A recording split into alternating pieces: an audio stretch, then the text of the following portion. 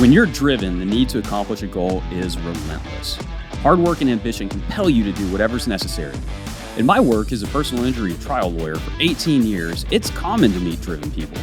Those with drive can have different personalities, careers, or backgrounds, but they possess one common factor. Despite their passions, driven people want to surround and motivate themselves with other driven people. If you want to learn how to overcome obstacles by learning from others, then tune in here. This is the Driven Crowd Podcast.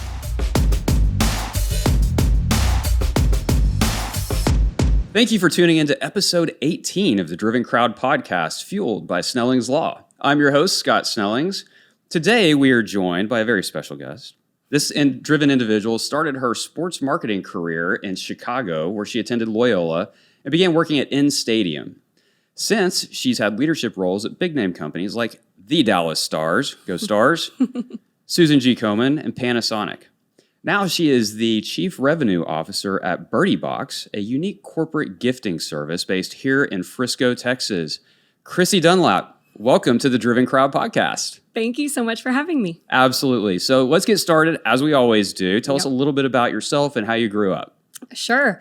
I'm from a small town of 600 people, little town called Tallulah in central Illinois. And I think from the time I was little, my personality was bigger than that cornfield. So I graduated high school early and chased the city. And I got up to Chicago, blessed to get into Loyola, had no idea what I wanted to do. And I was a general business major. And I snuck into a job fair for seniors that were graduating that December. Because I was like, I need some direction. All I know are the grain bins around me, Wait, so you were a freshman and you snuck into the job fair? Yeah. Fantastic. And I was like 17. What were you hoping to accomplish? Just trying to figure out what sounded like a good career for you? Yeah. I had no idea. I mean, you don't know until you're exposed to things.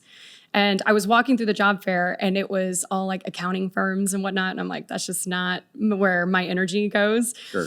And I was walking out a little deflated, like I don't know where to channel. And the last two tables, the Chicago Bears had a table and then In Stadium.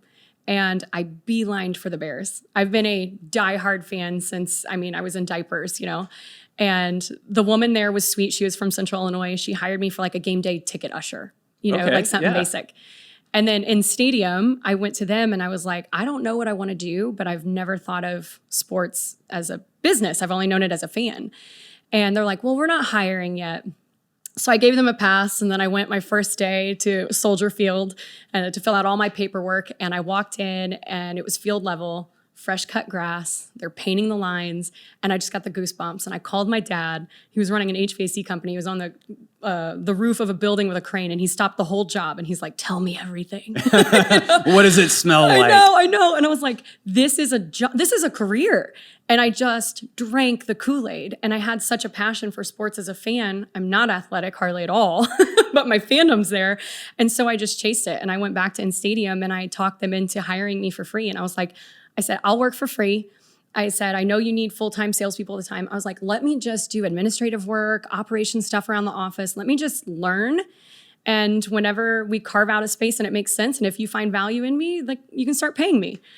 And that's how I got into sports. That is amazing. So you started off sneaking into a career fair when you weren't even 18 years old yet. Yeah. And then going to work for free.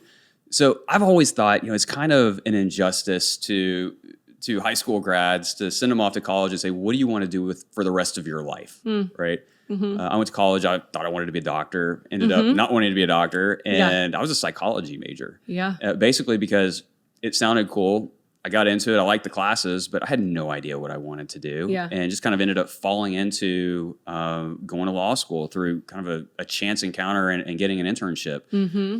So what would you tell to high schoolers or even kids in college who are in the same path? They're like, hey, I don't know what I want to do. Mm-hmm. Great question. I think my first instinct goes to how I would talk to kids in college. High school, I'm not quite sure, besides work, put yourself out there, ask your family friends, ask your parents what they do shadow days, like just get some exposure to figure it out. But in college, I'm very passionate about sports as an industry. career paths that you can take. And there's so many different ways than just going straight on the nose with going in with a sports team. And I think there are some very like traditional paths that continue to get reinforced. And I've just been blessed to have started in a non-traditional way. And now that I see all the access that you can get to all these different opportunities, everything I do and kind of where I try to mentor is seek to learn. Pretend you don't know. You don't know what it's like to work in sports or how to get in, so just start asking.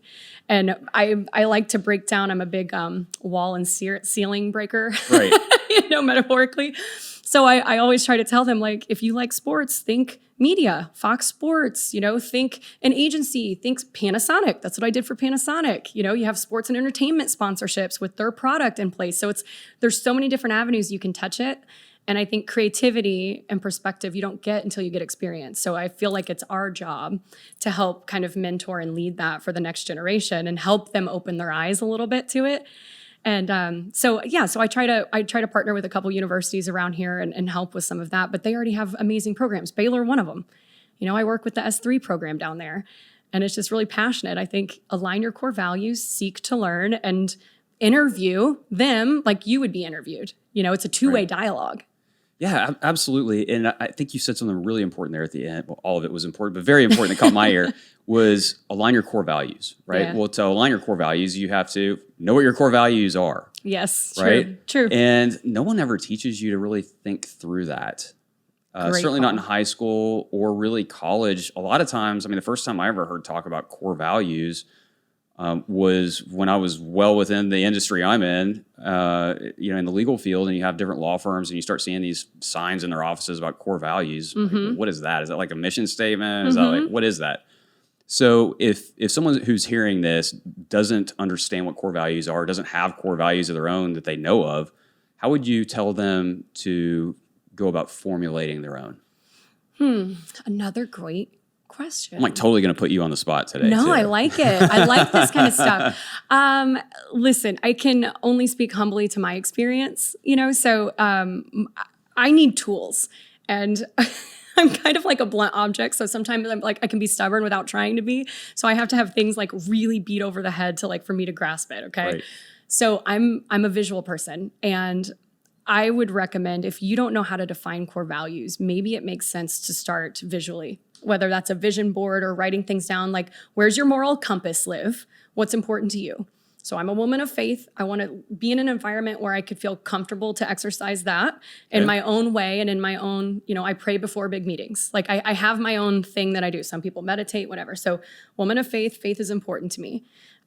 With that, I have my moral compass of where my integrity lives, and how I define that in action and thought process. I had work-life balance. I've got an almost 3-year-old little boy. So how do I be present as a mom and a wife and all the other roles that demands, right? So I have to be able to protect those boundaries. So when I started to kind of just write down and literally put a vision board together, I wasn't in my career looking for, I want this title at this company.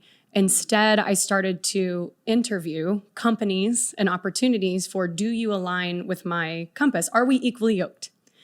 And when I could start to put that together, I'm like, these are my non-negotiables, and then these are my must-haves. And the more I started to have open dialogue, just like this, that's how most of my interviews have gone, but I've been able to control that dynamic from the get-go.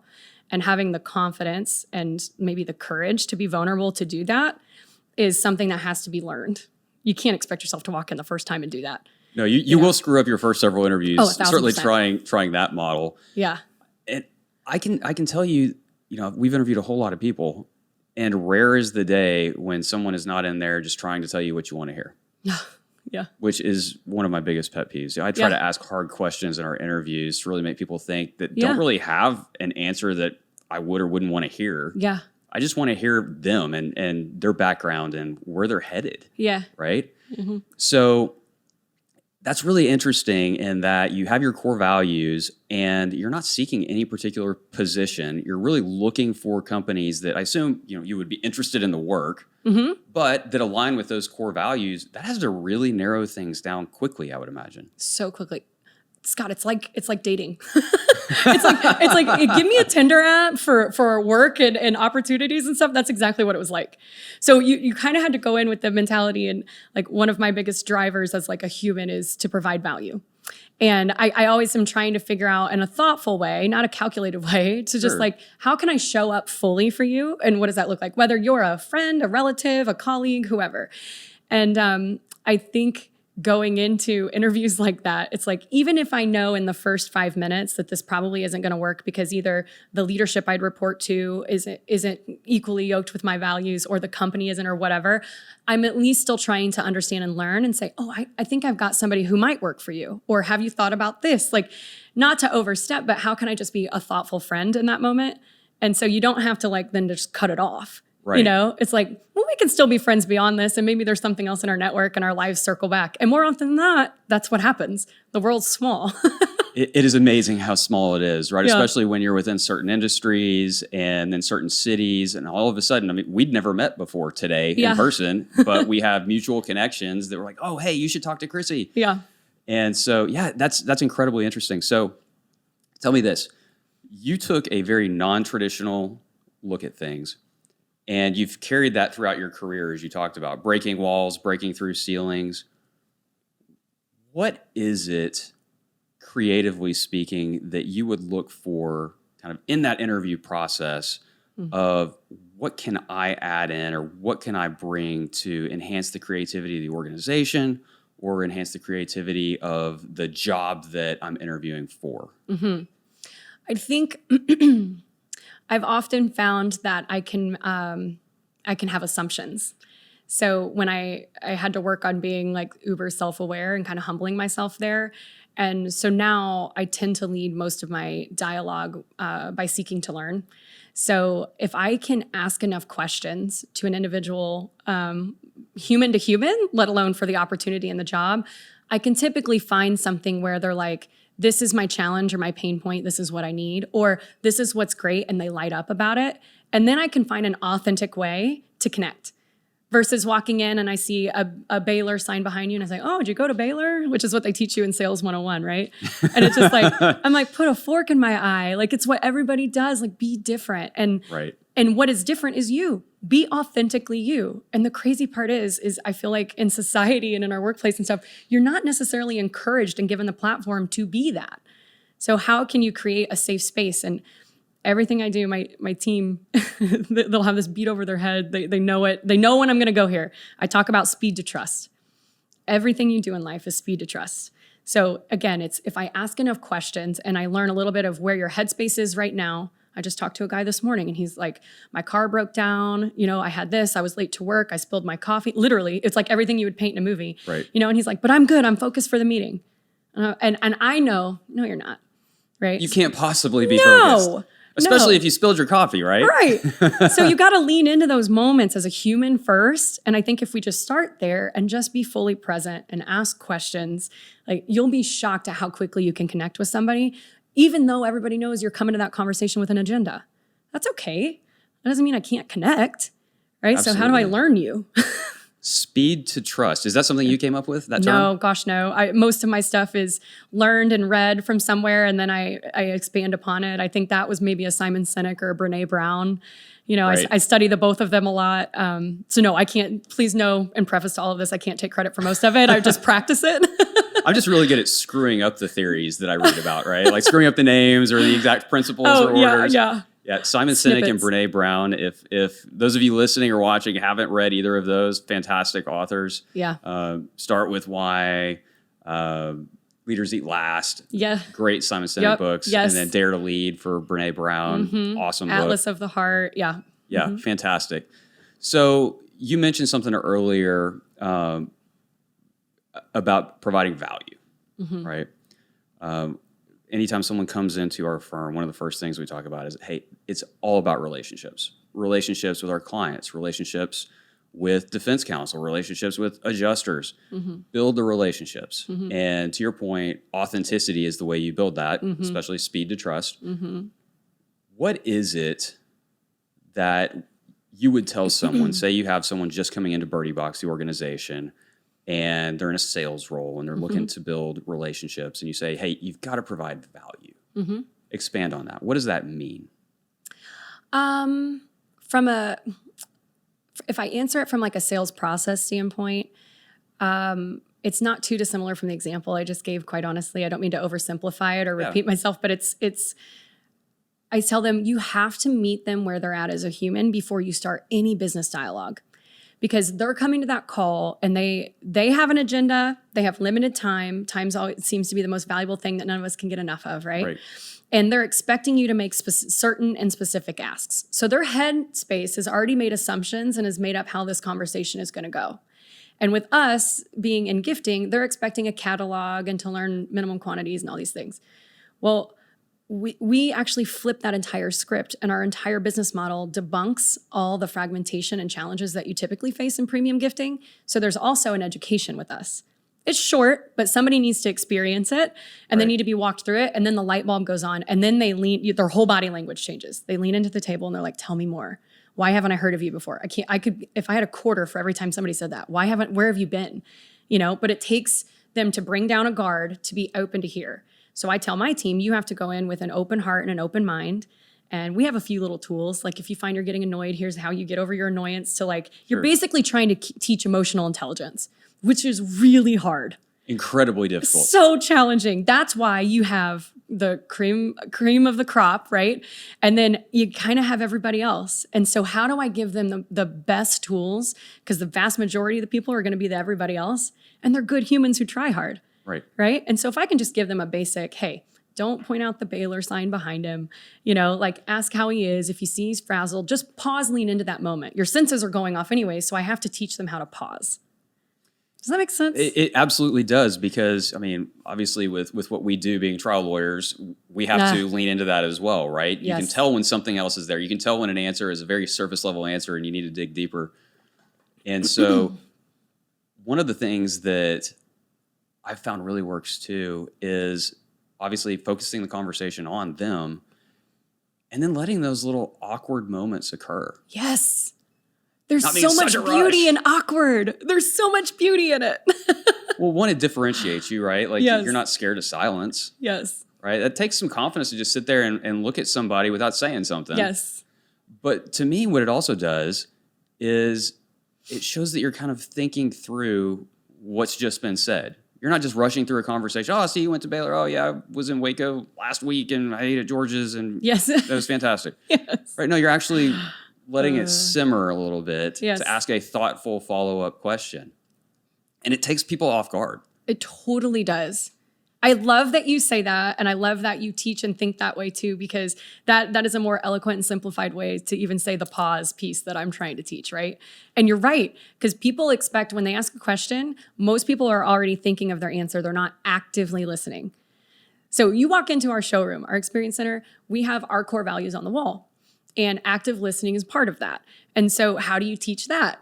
And it's just take notes. Listen to what they say. Don't think about your response. And then if you just pause and read your notes, again, teaching pause, it's going to force you to think through and then pick up on the intuitive dynamics that your body language is giving me, or where you hesitate, or how you said that, or how you looked at a colleague, right? And then you have to be courageous enough and finessed enough to lean into that moment. So how do you call it out without putting somebody off? Right. How do you call it out so that they lean into it? The speed to trust, right? And so it could be as simple as just asking a thoughtful question, to your point, versus answering them as soon as they finish. You don't always have the answer. So be okay with that. Absolutely. I mean, that is being authentic, right? Yes. When's the last time that a salesperson didn't have an answer to every single question you had, whether it made sense or not? The truth, yes. Like, I got something. Exactly. So another fantastic book talking about active listening and feedback is Never Split the Difference. I don't know if you've read that or not, or seen anything by the Black Swan Group, but really interesting model that they use. Really? So definitely check that out as well. All right, so you've had an interesting career path. You start off with in stadium. Yeah. Actually started off working for free for the Chicago Bears. The Bears. Duh, Bears. And then you go to in stadium, and you never really have this need to have that C-suite title, at least from the beginning. You're not really aiming for that. You're aiming for a career where you can advance and obviously, fulfill yourself, your desires, right? And so how do you, well, I guess, tell me about that. What was your perspective going into in stadium? I wish what you said was accurate, because Okay. that would be a whole lot more humble than what I'm about to say. Listen, I've always been a hard worker. My family, they owned an HVAC company back home. And so entrepreneurs, I've worked jobs in the summer and stuff since I was a kid, you know, and I've always had a job. And I think I've assigned a good percentage of my identity and my self-worth, or how I value myself, especially at that time, into my career. And value was output of work, because that's the only way I really knew how to do it. I hadn't been taught the emotional maturity. So when I came into sports, you didn't have female executives. You didn't have females on the training staff, coaches, on the front office, hardly.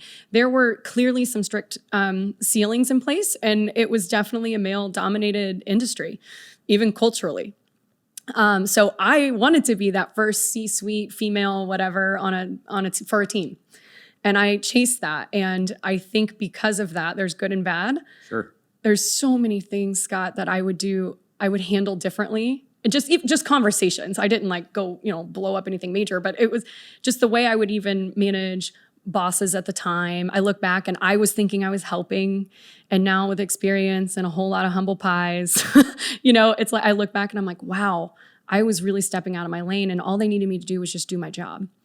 And so at the time, I would say until my mid-20s, I was chasing that, and I was trying to show and break norms without the speed to trust. So I actually, force. Brute force. I told you I'm a blunt object. It's a pattern. So, I mean, listen, I'm blessed. I have a lot of relationships for my entire career, but there definitely are people that I've reached out to over the years, and I'm like, I'm sorry, you were a great boss. You gave me grace when I didn't even realize it, And but I've learned so much from that, and I think it took those tough lessons and that struggle and that career that I was creating, but also walking into. Those dynamics did exist. Right. I had to learn the finesse to hang in a man's world, if you will, and earn that trust, learn the politics, and learn how to manage dialogue in an effective way. And I think that ultimately, when it was my weakness on the front end of my career, has now become like my superpower in the way. Like that's the intuitive side, and my EQ is now my greatest strength. But it was not at all in the beginning. So I was chasing title and money and recognition and whatever in the front end. And just a series of, that Rascal Flatts song, like a broken road or whatever. Right, Like exactly. That's what it was, in like a beautiful way though, like fragmented career paths. And then it got me finally equipped for an opportunity that hit my table with BirdieBox, I love that you use the phrase managed your bosses. Tell me what that means. Then or now? Then and now. Then and how it's changed over the years of your career. Oh, man. Great question. I feel like we need to do this over a happy hour, actually. So managing my bosses then was me being bold and opinionated. Okay. At the time, that wasn't how I felt I was approaching it. But if I look back in hindsight, I'm like, I was very strongly opinionated. I didn't have perspective. I didn't have all the information. So I could have probably gotten further with the same ask or agenda, and everybody gained, but my approach was off. Now it's very much everything we're talking about today. Whether it be my own boss or, clients and partners or people in my family, I'm a strong personality and I can be polarizing, so Sure. I had to learn how to kind of channel my energy so that I could put it in the right space and have progress in a dialogue. I don't know how to give you like the tools to that. I could give you a long-winded story to it, but I basically had to course correct how I disseminate my energy in a conversation so that somebody will listen. And it just took a lot of maturity on my side. Does that make sense? I'm sorry. I felt like that was long-winded. I think that's fantastic. And I think too, you didn't mention this, but it goes to the relationship development side of things too, right? Oh, 100%. So if you have the right relationship with your boss or manager or whomever it is that has the seniority over you, then that necessarily means that they trust you, Yeah. right? You're not going around and skipping the chain of command or things like that. You're providing value in that relationship, meaning you're a really good employee. Mm-hmm. it's really hard to manage a boss if you suck at your job. I was just going to say, I think the other part of that equation, you have to have consistent execution. If you are not consistent on the execution, so you rise to the challenge, you in managing the expectations could say, I owe you this in 3 months or whatever the time frame is, right? And if I'm 3 weeks in and I know that time frame is going to be either be shorter or further, I need to be managing you as soon as I'm learning it. Yeah. So how do I proactively communicate that with data and facts, continue to, push against my timeline and my deliverables, and then if I can consistently execute, I've earned the trust on that side, which typically gives person a little bit of grace if my delivery is off. Right. But then also when you're in relationship with somebody, professional or personal, just relationship as humans, the person's heart, Yes. So if my intent is good and I'm coming to have a tough conversation, but I show up for you every day and I give you the grace, it's so much easier for them to reciprocate that. 100%. And that kind of goes back to hard-nosed Chrissy, right? Like, Yeah. if hard-nosed Chrissy is constantly just berating, pushing forward, and I don't think that as her boss or manager, she has me or the company's best interests in mind. Right. It's all about her. That's right. And I'm going to be way more resistant to what she's selling because my first thought is going to be, how does this benefit her? Yeah. Whereas That's if there's exactly right. somebody who is completely team-oriented and I know is going to have my back, when I need it, then once again, that's that trust. And I'm going to trust that person to feed me good information and to have really good feedback. I can disagree, that's fine, but I think hearing those perspectives is huge. And then allowing them the ability to air their perspectives is huge in building that relationship too. So as a boss now, give me your thoughts on 30,000-foot view leadership. Your question is more like from a culture standpoint or management or like how I show up every day? Yeah, so how do you show up every day? What's your theory on best leadership principles? Can I back into that with how I start my routine? 100%. Because that might help me frame it. So I have a routine. And so it'll be workout in the morning. I get myself put together. I get my son up. And as I'm getting together, I listen to worship music or I listen to a podcast. So something that makes me feel good and gets my head right. It's like an athlete when they take the field. Right. Right. So I'm like, I got to get my headspace good because the higher you get and the bigger you get, meaning company wise and stuff too, the lonelier it can feel because everybody expects you to be present 100% of the time, every time. And that's part of my, hindsight piece when I look back. Right. And I can't expect them to understand what all goes in my head. So now that I've been them and I'm probably prematurely where I'm at now in full transparency, I look at my team and I'm like, okay, I got to have healthy boundaries for me. So how can I would over index on being open. Call me anytime. I'm here for you. They'd end up sharing their personal trials and tribulations. And then I'm like, I'm too far in this. How do I manage back? I had to balance the openness with being a little more closed. And a couple years ago, I went and got a life coach who had to literally give me tools and help me learn this stuff. So now when I look at it, if I'm going to show up every day, it has to start with my attitude, which is how I start my mornings. So you have to be positive. You have to train yourself and your team to take challenging moments, whether it's literally one conversation a day or a season. And how do you seek learning and challenge? So for me, I'll pray if I'm struggling and I'm like, hey, show me what you're trying to teach me right now, because clearly you're putting me through this for a reason, right? Or I'm in this dynamic for a reason and I can't get out fast enough or navigate it. And Please make it stop. Yes. So I try to teach my team that, like, find the positive, look for the silver lining, not to be annoying, but you're learning something right now, whether you realize it today or in 6 months from now. So I think that's a piece of it. I think integrity is non-negotiable. And we always do the right thing, no matter the cost for the client or to our colleagues or whatever. So you have to own up, which means you also have to be brave enough to be vulnerable. And this is all Brene Brown stuff. So again, I can't take credit for it. But if you can truly be self-aware, and it is a small percentage of the population, I feel like, are really self-aware. I think we were talking about this the other day. It's an even smaller percentage who act on that. And it's my job as a leader to do that every day so that I create the vulnerable space. They're like, well, hell, She does it every day. I can at least come to her with this. And if I'm constantly open and owning my stuff and they see me course correct in as real time as I can get, and then I nurture people and celebrate people when they do have a moment with me or with the company, and I reward that behavior with extra training and support and whatnot, I have to walk the talk. So I have to show up, and we can't just talk about being vulnerable. You have to show it. And it's not comfortable. So you have to get comfortable being uncomfortable.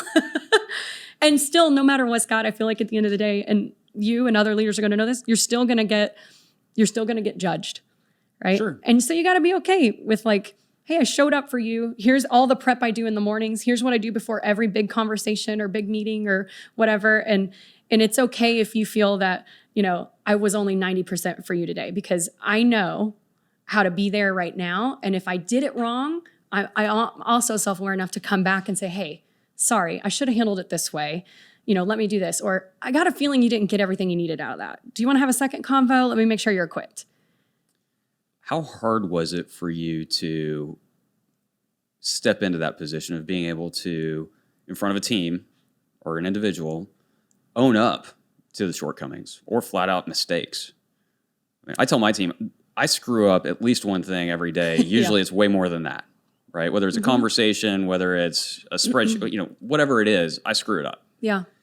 And we try to make it a norm of, hey, own your mistakes. Let's fix them if they can be fixed. And let's figure out, okay, how did those happen, so we can either figure out the process, the system, or if your head was just not there that day, figure out how do we prevent that next time. Yeah. I don't think it wasn't ever really hard for me to do that. I kind of grew up a little bit of the underdog in situations. So I kind of had this chip on my shoulder. And I think channeling that into let me overproduce, let me overwork, let me show you the execution. I knew innately the only way that I could get better is if I played with people better than me, like an athlete, Sure. or if I got ahead of my mistakes. So I've wired from as far as I can remember to kind of raise the flag, because I wanted to prove to people I could do whatever it was they thought I couldn't do, or be whatever it was they thought I couldn't be. And that's just deep-rooted stuff. So I think I've always kind of innately had that. But now when you're leading a team and you're having it, and there's so many people who probably have never been in an environment like this in their lives, or even talk about this kind of stuff, or say, yes, I believe it, but aren't comfortable. I think the first thing we try to do is, like, if something breaks, a sales opportunity, we fulfilled something wrong, whatever it was, I always attack the process first. Yeah. And so we had a guy who worked for us, and I loved his phrase, and it was attack the process, protect the people. And so we say that all the time. And I'm like, this isn't a finger pointing. Let's break down was something out of process? Did we skip a step? Is the process broken? Because then we know we're going to do right by the client regardless. Sure. And everybody knows that. So everybody's already trying to figure out a solution. But I'm like, let's not look at our colleagues. Everybody showed up that day when we were doing this with the best intention. And I believe that. We have amazing humans who work for us. We are so blessed. So I'm like, let's attack the process. Let's use the learnings. We'll put another quality control step in place, or we'll change this, and then we go to the person or the people and we're like, hey, let's coach up. Do you understand why the process is here? Do you need other tools? Do you have a suggestion of how it could be different? So it's always kind of that phased approach, and that tends to nurture a little bit of the vulnerability, because then they're looking at it as solutions minded, which they should be. Right. But it helps them kind of check their emotional stuff in the moment to be creative on a solution. Yeah, and I think that's a huge point, because as soon as somebody isn't scared, oh, I'm going to lose my job, oh, I'm going to get yelled at, oh, I'm going to get, whatever demerit that there is, then it allows them to free up that part of their mind to say, okay, how did this happen? Honest assessment, how did this happen? Oh, you know what? I skipped this step because it wasn't overly clear to me, or wow, this task flow wasn't in the right spot for me to see it. And then that's where you make real progress. That's right. I mean, nobody's going to make progress sitting there getting browbeaten for just a simple mistake, right? Right. And it's not even good energy. And if we're going to be, if one of the core values of being a good leader is being positive, like what's the point in that? Exactly. That benefits nobody. No, not at all. All right. Tell me about coaching. You mentioned that you got a life coach. Yeah. What is the importance of coaching to you? Oh my gosh, everything. Coach Kristen, I got to tell you, I believe wholeheartedly she saved my life. Wow. That can sound big, but I mean it. So let me take you on a little journey. My husband and I had tried to get pregnant for a few years. We had some fertility issues. We did a number of procedures. Things didn't work repeatedly. And then we did IVF. And by the grace of God, we got pregnant and had a little boy, Gentry. So we have him now. But there was a long journey. When I was pregnant, the last 5 months of my pregnancy, I was on a super strict bed rest. Couldn't sit up past 45 degrees. 5 months? 5 months. So it was like taking a Jack Russell, just putting it in a tiny cage. And I'm hyper. I'm a lot of energy. So I had to channel a lot because, of course, my husband is like, what do I do for you? I can't help you. So he's a nervous wreck. My whole family is, people at work, all the things, right?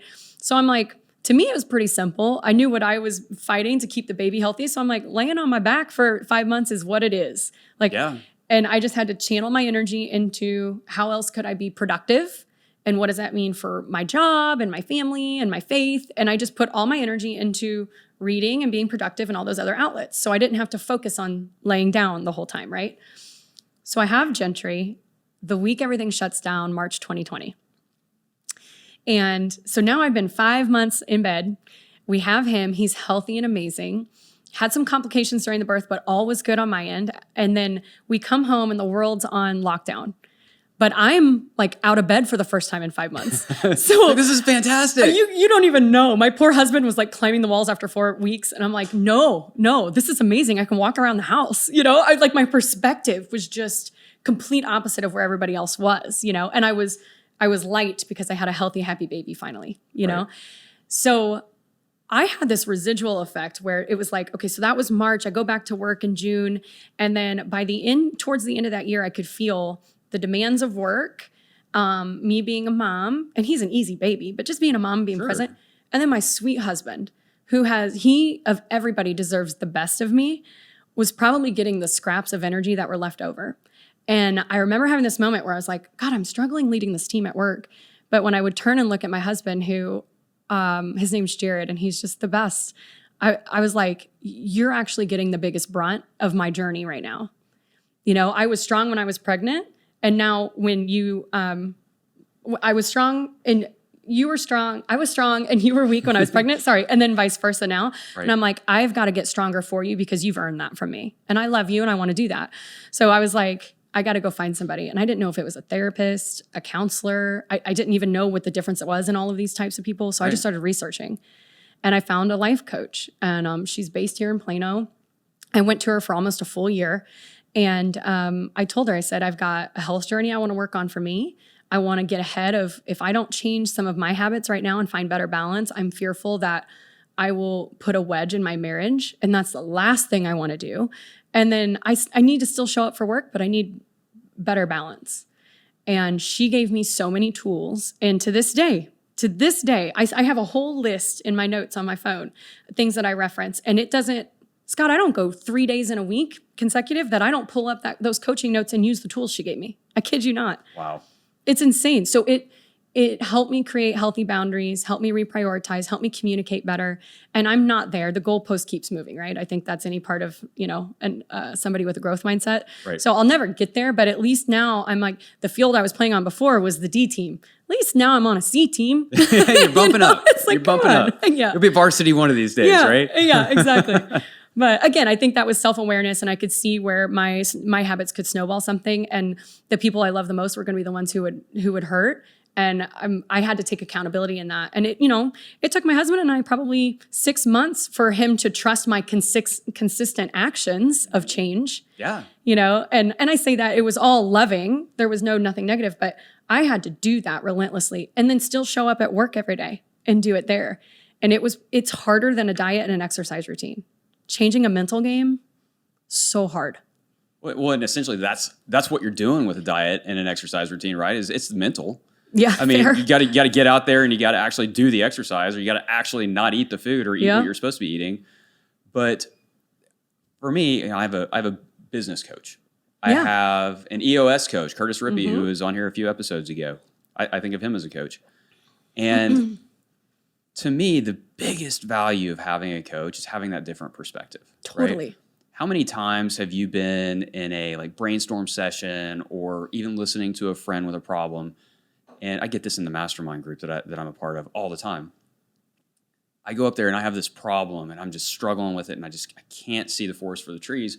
Get up there and in 30 seconds somebody's like, "Oh, here's how I would solve that." Yes. And it's just like, that is the easiest solution. How did I not come up with that? Well, it's because you're buried in it, right? Yes. And I think having that coach, having that external person, doesn't necessarily have to be somebody you pay, or it can be a friend, but having that resource to sit there and say, "Hey, what am I missing?" is so huge.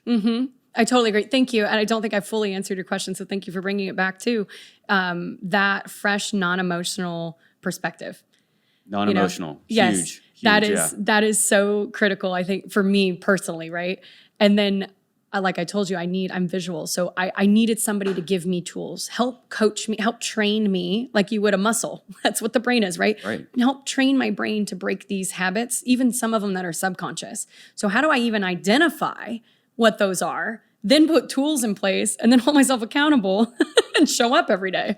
You know, it was tough, but it's been game changing. And she was phenomenal at what she does too, and that makes a big difference. And we had some of the same core values. So then you could cut through and she knew where I was coming from. Right. It is amazing how much our subconscious drives us and we're just not even aware.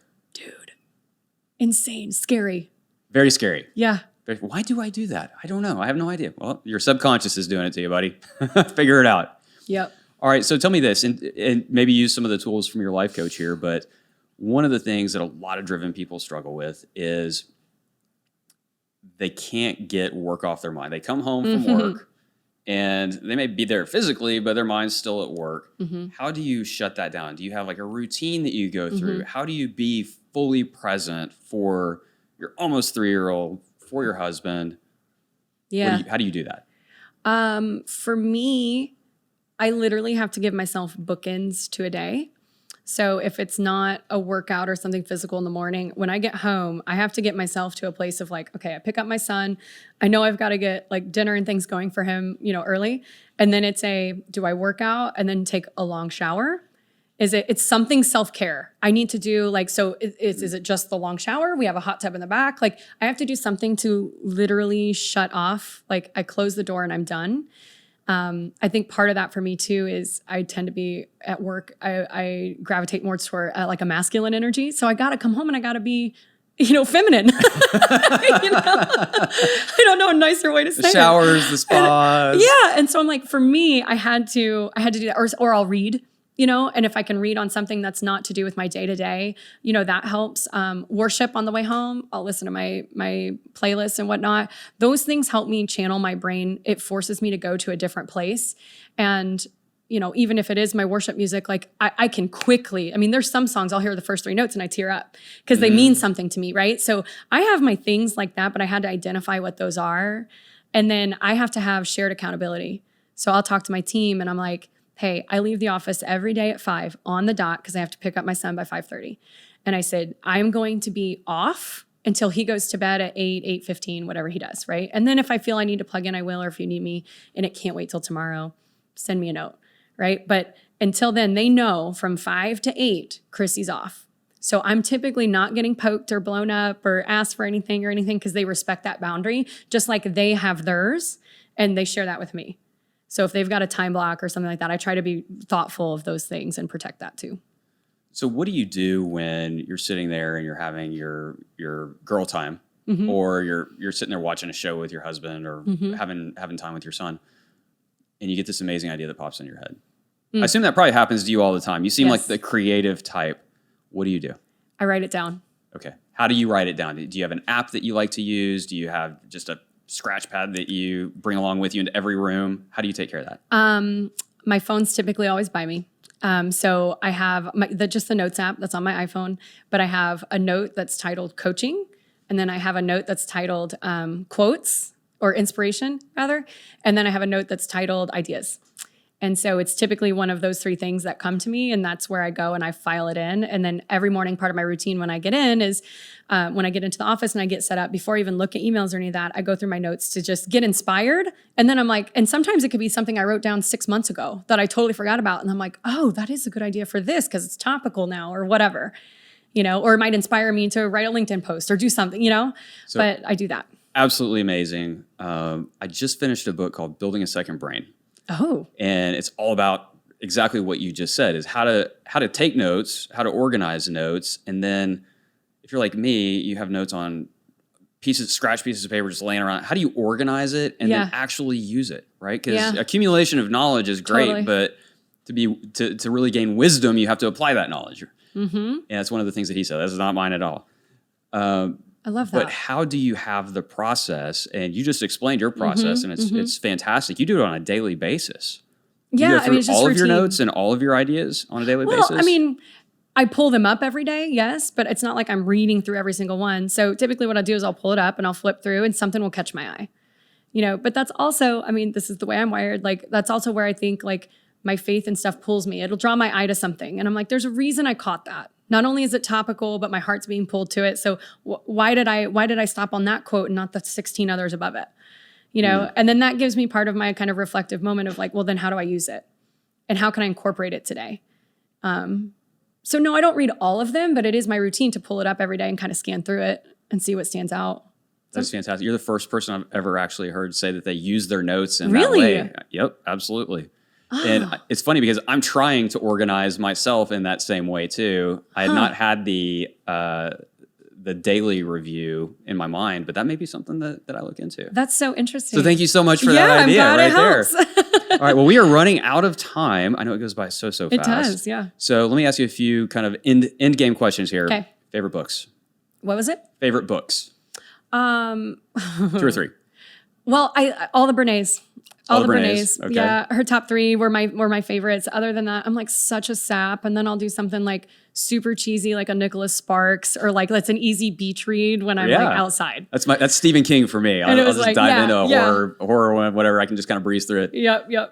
All right. What about podcasts? You said you really enjoy listening to podcasts in the morning. What do you like to listen to? So I don't know that I'm a normal podcast listener. I'll go on topic. So if I wake up and something's feeling like a call to me and I'm like, oh, I want to learn more about emotional intelligence in the workplace or whatever, I'll search that. And I tend to go towards a lot of the Oprah interviews. Really? Okay. Yeah. The Oprah interviews are really, really great. And then Simon and Brené, there's some Gary Vee that I like. Mm-hmm. He's geared towards a specific audience, right. Much younger too. So I can pick up snippets of him. Or my TED Talks, I'll pop in there. So I don't know if podcast is the right way to reference it, but I go on topic and then I'll just search. And those are kind of my 4 or 5 top folks that I like to get value from. Fantastic. All right. Final question. What shows do you like to watch? Anything? Oh, yes. So we're big on Yellowstone and then all the prequels, like we're those people for sure.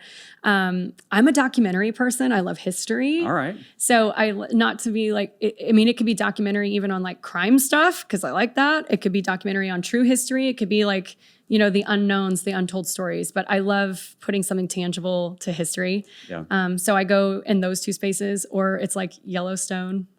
Easy things like that. So I think we're one of the weirdos. We love Yellowstone, but we're waiting until the season ends. So we don't have to wait week after week after week. So we can just watch it all at once. Oh, so you haven't watched the first half of the season? No. Ooh, I know. You have more willpower than I do. We need to unpack that. Yeah, exactly, right? Yeah, my wife watches a bunch of serial killer shows. So that always makes me a little bit nervous. Yeah. But, my husband walks in and he's like, really? Is there something I should know? I'm like, didn't you just watch this one on Casey? She's like, no, this is a brand new one. Yes. Like, all right. Chrissy, thank you so much for being on The Driven Crowd. Thank you. Really appreciate it and loved having you on. And thank you to everyone who tuned in. And we will see you next time. Thank you so much.